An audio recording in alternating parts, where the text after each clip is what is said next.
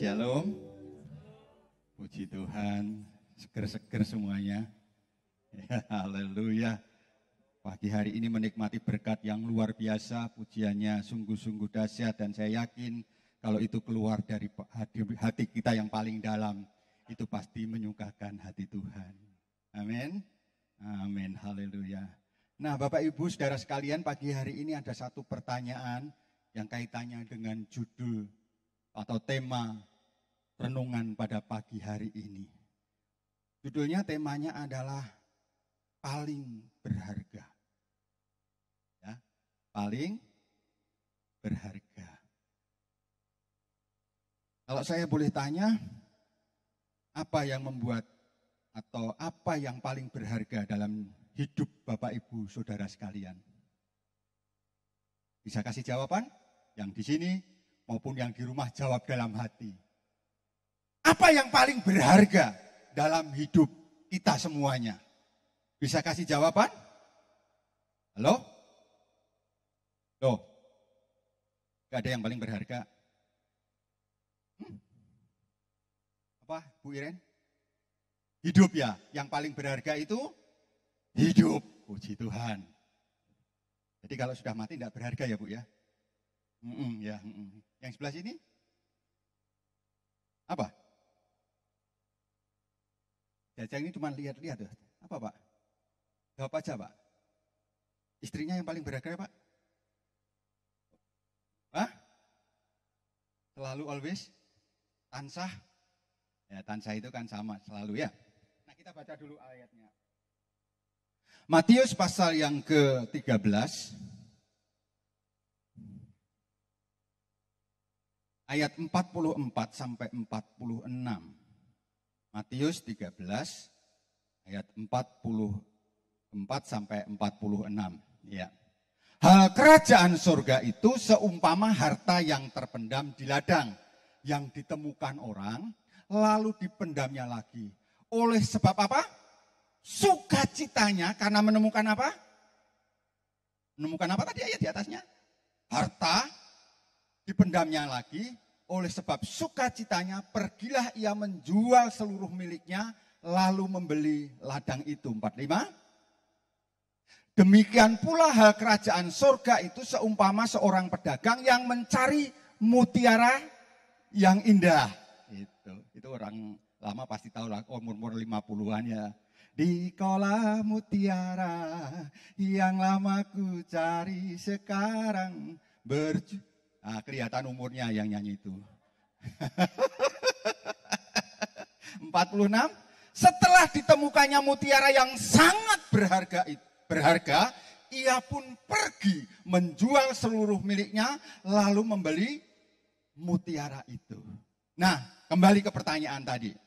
Apa yang paling berharga dalam hidup Bapak Ibu Saudara sekalian? Istri? Istri saudara paling berharga enggak yang punya istri tentunya? Jangan melototin saya. Istri saudara yang paling berharga? Atau suami saudara yang paling berharga? Artinya kalau kita bisa menjawab itu, rumah tangga enggak akan berantem. Kenapa? Engkau yang paling berharga. Masih begitu enggak setiap hari? Bangun tidur melek gitu, istri berkata, suamiku, engkau yang paling berharga. Jangan langsung mengeluh, suamiku hari ini punya uang enggak kamu? Ya. Atau anak yang paling berharga? Anak yang paling berharga? Atau harta yang paling berharga? Atau anjing? Tuh ada loh. Tetangga saya itu anjing kesayangannya itu mati. Dia nangis 3 hari. Loh bener ya? Pernah lihat itu? Loh, anjing aja itu loh. Kalau bahasa Jawa Tengahnya itu dipetani. Dicariin kutunya, bener enggak? Sambil ya, Pleki sayangku. Ya toh, Lili cintaku. Anjingnya namanya Lili. Ya. Dipetani. Istrinya, padahal istrinya itu begini-begini kurang sampo itu.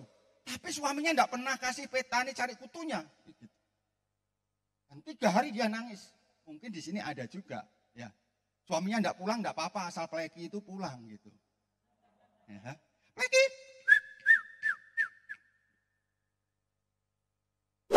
Nah, ada tetangga saya, anjingnya itu yang di rumah dirawat karena keluar tanpa sengaja di jalan, tabrak mobil. Terus mati, nangis dia.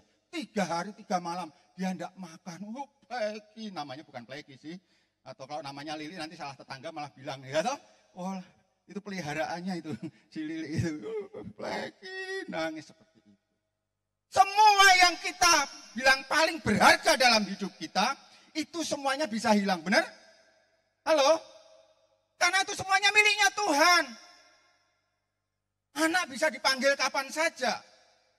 Sebelum saya berangkat gini ada 2 anak muda yang sudah dipanggil Tuhan. Satu murid sekolah minggu saya, umurnya baru 26, dia sarjana. Meninggal 26 tahun. Satu lagi dari Jakarta, teman saya, murid saya juga, murid pemuda saya umurnya belum 40. Ya, jago IT, mati juga. Bisa diambil kapanpun. Jadi kalau kita berkata yang paling berharga anak kita, yang paling berharga suami kita, yang paling berharga istri kita, yang paling berharga apa yang ada di dalam dunia ini, sekali waktu bisa diambil. Kalau kita bilang, kan semua miliknya Tuhan.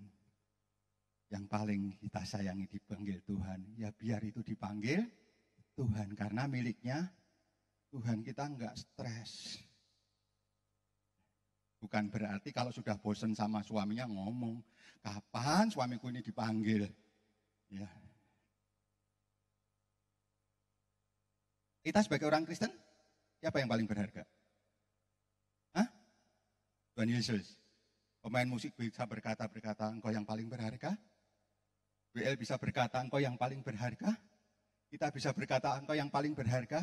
Mari kita lihat. Pengenalan akan Allah, Paulus berkata begini. Dalam Filipi 3 ayat 8, tidak usah, di situ tidak ada ayatnya. Semuanya kuanggap rugi. Karena pengenalan akan Allah, pengenalan akan Kristus, itu lebih mulia. Sehingga semuanya itu aku anggap sampah. Berani berkata begitu? Yang kedua, Musa berkata, aku rela menderita, aku tinggalkan Mesir, aku tinggalkan gelar sebagai pangeran. Aku rela menderita. Demi apa? Demi Kristus. Daud berkata, tidak ada yang baik bagiku selain engkau. Asaf dalam pergumulannya berkata begini, selain engkau tidak ada yang lain. Itu Mazmur 73 ayat 25. Ada lagunya kan? Beliar Kaun itu tadi pagi saya klik juga ngomongnya begini. Selain kau. Nah dari falesnya aja kelihatan kalau bukan nomor satunya Yesus gitu ya. Selain kau tiada yang lain. Ada padaku di surga. Selain kau tiada yang lain. Yang ku ingini di bumi, yang ku ingini di bumi. Sekalipun dagingku dan hatiku habis lenyap, gunung batuku. Lanjut sendiri ketinggian.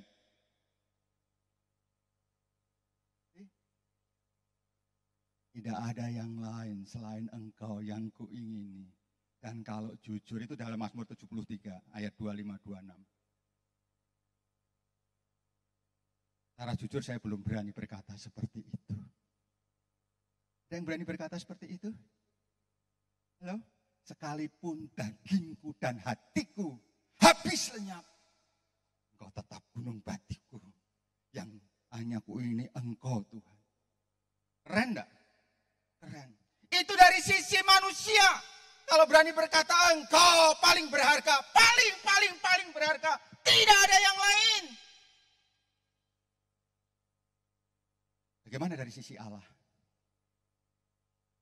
Saudara sadar enggak bahwa saudara itu orang-orang yang paling berharga? Pemandangan Allah. Saudara, itu mutiara. Artinya apa? Allah rela mengorbankan semuanya, bahkan satu-satunya anaknya yang tunggal. Itu jadi apa? Jadi tebusan buat saudara dan saya, benar enggak? Tolong ayatnya yuk ya. 1 Korintus 6 ayat 20. Langsung dilanjut nanti ya. Sebab apa? Kamu telah dibeli dan harganya telah lunas dibayar. Langsung aja. 7 ayat 23. Kamu telah dibeli dan harganya telah lunas dibayar. Saudara, miliknya siapa? Yesus. Dia menganggap bahwa saudara itu adalah milik yang paling berharga. Saudara adalah mutiara. Sehingga dia mengorbankan, rela membeli saudara. Mengorbankan satu-satunya anaknya yang tunggal, yaitu Yesus Kristus. Saudara. Mestinya kalau saudara tahu bahwa saudara itu adalah sesuatu yang berharga, saudara nggak akan main-main dengan hidup saudara, benar enggak? Akan berusaha bagaimana kita menghargai karya Kristus dalam hidup. Saya sering berkata begitu kan. Pak Jajang anaknya berapa Pak? 3, bukan anaknya Bu Bibi. Ya saudara kan sponsor aja. Ya kan, petugas setrum. Saya sering katakan, kalau Tuhan minta anaknya 1, yang mana Pak? Jangan bilang terserah Tuhan loh. Kalau terserah Tuhan tinggal ambil. Atau mungkin laki-laki lebih diambil enggak apa-apa lah, bebannya ringan. Bu Vivinya aja yang saya tanya. Yang mana Bu? Yang nomor 1? Enggak. Nomor 2? Enggak. Nomor 3? Pak Jajang Bu?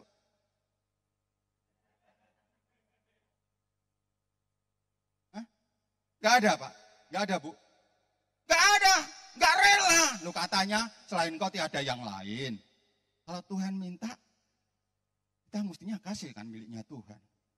Tapi Allah Bapa memberikan satu-satunya anaknya yang tunggal. Yaitu Yesus Kristus. Tidak ada yang lain. Ancur-ancuran di atas kayu salib untuk siapa? Saudara dan saya. Kayaknya kita kalau ibadah sama Tuhan, Mbok Yasing semangat gitu, ngopo sih? Pandemi, alasannya katanya, dan lain sebagainya. Karena salib, saudara bisa berjumpa dengan Tuhan. Benar? Karena salib, saudara bisa di surga. Karena salibmu hidup. Karena salibmu ku menang.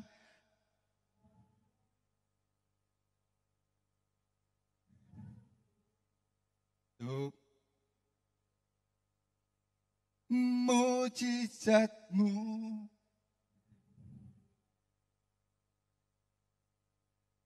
Karena salib, saudara bisa menjumpai Tuhan. Kalau nggak ada salib, saudara ini, bahasa Jawanya itu intipin rokok. Tahu intipnya? Raknya itu loh, karena kebakar, karena dosa kita, lewat pikiran, lewat hati, lewat tindakan kita. Tapi karena saudara adalah mutiara, karena salib, menjumpai salib Tuhan jangan hanya di muka. Tahu? Ada 3, di muka salib, di dalam salib, di belakang salib. Di muka salib itu bisa membuat saudara dan saya itu egois. Kenapa? Kenapa kalau di muka salib?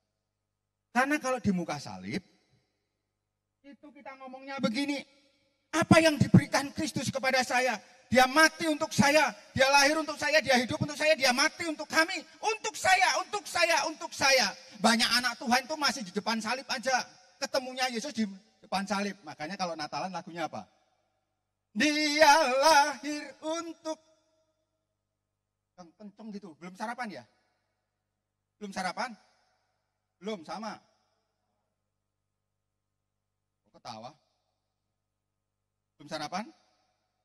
Belum, sama. Cuman saya hanya sarapan roti 2, Pisang 1, susu 1 gelas, ya sama aja, bukan sarapan lagi itu. Ya. Lihat toh, ketemu Tuhan, menjumpai Tuhan di depan salib itu yang membuat saudara dan saya itu egois. Apa yang Tuhan lakukan untuk saya? Maka kalau Natalan lagunya itu, Dia lahir untuk kami, Dia mati untuk kami, Dia bangkit. Kayak kami apa yang diberikan salib? Banyak anak Tuhan itu yang seperti ini loh. Benar enggak? Itu Yesus mau dijadikan raja, tapi Yesus enggak mau. Karena apa? Hanya raja untuk perut. Yohanes pasal 6 dikatakan begini, Yesus membuat mujizat, memberi apa? Makan berapa? 5.000 orang lewat 5 roti, 2 ikan. Yang makan berapa? 5.000 laki-laki. Sisanya berapa? 12 bakul. Itu dulu. Kalau sekarang enggak sisa. Iya, karena ada wanitanya pasti dibungkus, ditaruh di dalam kresek. Nah itulah wanita. Hah? Bener enggak? Bener loh, kenceng ya, bener. Nah itulah isi hatimu. Ya, enggak sisa, enggak akan pernah sisa 12 bakul itu. Nah yang 5.000 laki-laki, istrinya 1 berarti 10.000. Yang 10.000 plus anak-anaknya. Anaknya itu, karena kalau orang Yahudi itu, Ibrani itu, banyak anak, banyak rezeki. Karena anak-anaknya Abraham. Maka sekolah minggu nyanyi apa? Bapak Abraham mempunyai banyak sekali anak-anak. Aku anaknya, kamu bukan. Loh. Halo? Kalau lagunya ya. Bapak Abraham mempunyai banyak sekali anak-anak. Aku anaknya, engkau bukan. Mari puji Tuhan, tangan kanan. Bapak Abraham mempunyai banyak sekali anak-anak. Ya? Aku anaknya, engkau lain. Mari puji Tuhan, tangan kanan, tangan kiri. Ya, terus gitu terus. Maka itu bisa 20-an ribu, benar? Mereka sedang tertindas, sedang miskin. Jadi kalau 5 roti itu, seluruh Israel yang sedang dijajah Romawi, wah, itu bisa kenyang semuanya, benar enggak? Orang miskin biasanya kalau orang lapar ada roti seneng kan? Terus 2 ikan. Coba kalau itu di Danau Galilea semuanya dibikin mujizat oleh Tuhan, enggak akan kekurangan. Ngerti maksud saya? Jadi mereka dekat Tuhan tuh karena ingin kenyang. Ada banyak anak ketemu Tuhan itu inginnya kenyang. Gois. Gitu. Makanya lagunya tadi ya. Dia lahir untuk kami, dia mati untuk kami, dia bangkit untuk kami, bukan untuk orang lain. Kita mesti beda, mesti masuk lagi. Ketemu salib, di dalam salib. Nah, di dalam salib ini pun, kadang-kadang orang juga emosi. Banyak kan anak Tuhan yang ikut Tuhan emosi, melayani Tuhan emosi, benar? Halo? Karena merasakan penderitaan. Bagaimana Kristus dipaku, kalau Paskah mesti gitu. Natal dia lahir, Paskah bicara tentang penderitaan. Ditampar pipinya, diludahi, dikasih mahkota duri, apalagi kulitnya dicambuk, ancur-ancuran, kakinya dipaku, tubuhnya di. Waduh, kalau kita sudah masuk di dalam salib, bagaimana caranya saya membalas kasih Tuhan? Itu masih manusiawi. Kenapa? Kalau ditolong, kalau bisa menolong. Benar enggak? Kalau sudah diberkati, mestinya diberkati. Seperti itu. Tapi Yesus berkata, waktu Yesus sedang pikul salib, dia hancur-hancuran badannya. Mereka pada nangis, wanita itu emosi atau perasaan yang kencang. Kalau anaknya misalkan jatuh gitu. Ya yang kasih kecil-kecil, lari sana lari sini, jatuh. Aduh, kasihan. Gimana lihat lututnya? Aduh, jengkolnya bagaimana? Aduh. Padahal anaknya, aku enggak apa-apa kok, Ma. Benar? Perempuan itu kan juga lihat Yesus hancur-hancuran nangis. Kita pun kadang-kadang kalau sedang perjamuan begitu, ngomong, rotinya kok kecil ya? Kenapa rotinya enggak besar? Gitu. Itu kan tadi belum sarapan gitu. Mari kita pecah-pecahkan tubuh Kristus.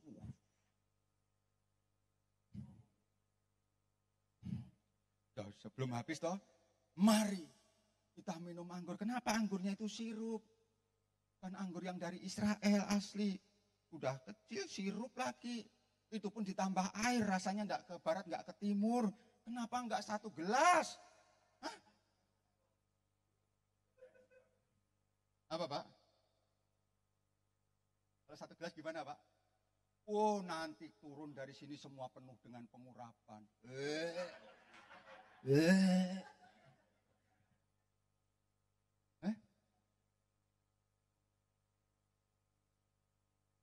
Kalau di dalam itu pun masih manusiawi, bukan yang rohani. Kenapa? Karena sadar bahwa Kristus telah mati, terus telah menderita. Maka saya harus membalas emosi toh. Waktu Yesus disalib, jalan disalib di perjalanan. Yesus berkata apa sama perempuan itu? Perempuan-perempuan yang nangis tadi, gitu. Ngomong apa? Hai putri-putri Yerusalem, benar? Jangan tangisi aku. Tangisilah siapa? Dirimu dan keluargamu. Yesus tipenya bukan orang yang ingin dibelas kasihani, enggak. Di dalam pun kadang-kadang, coba kalau habis retreat nanti, kalau di sini katanya Yud mau bikin retreat. Oh ada komitmen, aku mau melayani Engkau Tuhan, apapun yang terjadi, pacar boleh minggat, apalagi sudah, pokoknya aku tetap mau melayani, mau disakiti oleh pemain musik, mau disakiti oleh Lili, mau disakiti oleh Yehuda, mau disakiti oleh Sugiono, aku tetap melayani, walaupun saya tahu Lili itu makannya banyak, aku tetap setia. Berapa banyak orang yang begitu dulunya. Waktu mengalami tantangan sedikit, layanannya sudah bukan hanya kendor, mundur, out dari peredaran, gitu. Wes waktu di dalam Kristus pertama itu angkat tangannya itu paling tinggi, gitu kan? Saya terbuka aja lah. Kalau sudah terbentur di dalam itu karena emosi. Kenapa Bu Bibi masih ketawa? Yolah, tambah kurus kamu.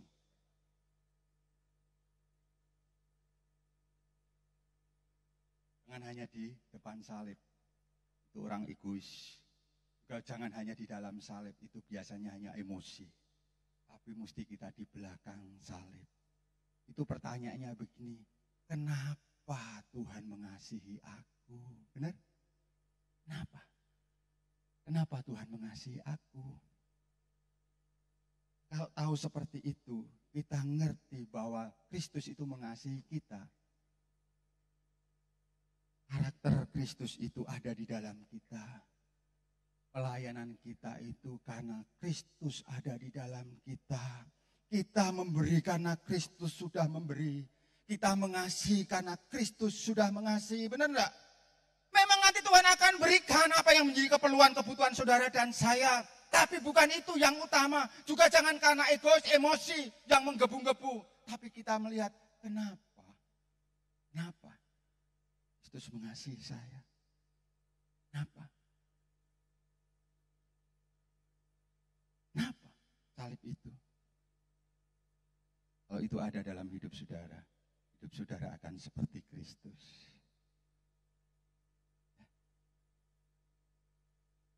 Mari lihat Lukas 15 ayat yang ke-20. Maka bangkitlah ia dan pergi kepada bapaknya. Ini singkatnya aja. Ketika ia masih jauh, ayahnya telah melihatnya. Terus apa? Lalu tergeraknya hatinya oleh belas kasihan. Ayahnya itu berlari mendapatkan dia. Ya. Kalian yang muda enggak tahu itu. Itu kalau yang umur 40 sampai 60 tahu itu film. Apa tante? Highway 5. Oh ya. Gitu. Atau 6 million ya, The 6 million. Apa itu 6 million itu? 6 juta. Boro 6 juta dolar lagi. Kira-kira kalau yang muda, yang ini ya, teman-teman baru itu punya 6 juta dolar. Kawin lagi enggak? $6 juta loh. Aku nek lihat kamu. Ganti tukar tambah ya. Karena kasih. Waktu lihat anaknya yang hilang, yang telah bikin dosa, yang telah menghancurkan, yang telah bikin malu keluarga, dia lihat. Apakah dia berhenti begini, bapak itu? Enggak, dia lari. Dia temuin anaknya. Dia peluk, benar? Dia peluk. Ada lagunya itu. Ya kalau Yula ini tahu nih. Peluk aku, cium aku, gitu kan ya. Itu lagunya anak-anak muda, saya tahu lah. Peluk, ya cium. Kenapa dia mendahului? Karena di pintu gerbang itu biasanya ada tua-tua. Tua-tua itu majelis. Makanya nggak heran kalau majelis itu pasti tua. Tapi ada banyak majelis yang tua-tua tapi pikirannya nggak tua. Masih kolot, bahkan ada yang on. Kalau nggak disenengi sedikit apa yang dia mau, dia mundur dari gereja, dia nggak mau setia melayani Tuhan. Enggak. Tua umurnya tapi kelakuannya kayak anak-anak. Banyak ada di gereja? Banyak. Tapi bukan di sini. Di sini semuanya begini, supaya saya diajak makan terus. Tadi malam anak saya bilang, perut. Loh iya, kemarin seharian saya makan. Pak Roni sudah bilang, wah besok khotbahnya pasti makan ini. Iya, pagi makan, siang dikit makan, siang makan, pagi sama pendeta hati, siang sama pendeta Indra. Pulang sudah disediain bakso, bakwan sama Roni Pati Nasarani dan Cik Nancy. Di sini sudah ada nasi dari Hani. Ya. Komplit, terima kasih. Nasi ya dikit, saya seneng gitu. Lauk yang banyak, 8 jenis Bu. Baru makan begini, mana kau Willy? Oh Willy telepon. Aduh, kenapa ini pasti makan ini, tidak benar. Ayo nanti saya jemput ya sama Roni ya. Apa? Ini saya baru makan. Ya nanti yang ringan-ringan aja ya saya. Oke, jemput. Makan lagi. Ini kayak gini nih. Jadi ya perlu. Di belakang salib Yesus menyatakan kasihnya. Ya. Kalau dia menyatakan kasihnya. Yang utama itu kasihnya dulu. Dia tahu kalau anak ini butuh kasut, benar? Dia kasih kasut, dia kasih baju, apalagi berkatnya? Dia kasih cincin, dia kasih pesta, benar? Baru masuk di situ. Karena apa? Karena saudara itu adalah paling berharga bagi Tuhan. Saudara adalah mutiara-mutiaranya Tuhan. Biarlah melalui perenungan ini, jangan jadi orang Kristen yang egois. Jangan jadi orang Kristen yang emosi tok. Tapi lah jadi orang Kristen yang menyatakan dan menikmati kasih Allah sehingga karakter Allah itu ada di dalam hidup saudara dan saya. Sekali lagi, melayani bukan karena makan. Walaupun kalau diajak makan ya puji Tuhan. Kalau enggak kok kebangetan. Ya. Bukan karena hanya soal makan, soal pakaian, soal apa yang kita pakai. Juga bukan karena emosi. Tapi karena kita menikmati kasih Allah. Sehingga karakter Allah itu di dalam hidup. Orang yang jadi WL kalau ada karakter Allah itu lain. Tadi saya sangat menikmati. Coba kalau tadi Pak Roni nge-rapnya lebih lagi. Wah tambah top. Mana Roni? Ya loh. Coba. Allah kudasa tadi ya. Enak kan suaranya udah tinggi. Allahku dahsyat berkuasa, seluruh bumi sujud menyembah. Wah, kalau Roni Pati Nasarani langsung Allahku dahsyat, ya dahsyat. Wah, sambil gini, wah saya pikir itu tambah dahsyat lagi, benar enggak? Karena ada kasih. Tapi saya seneng loh, kalau main keyboard itu, yang lain belum berdiri dia sudah berdiri.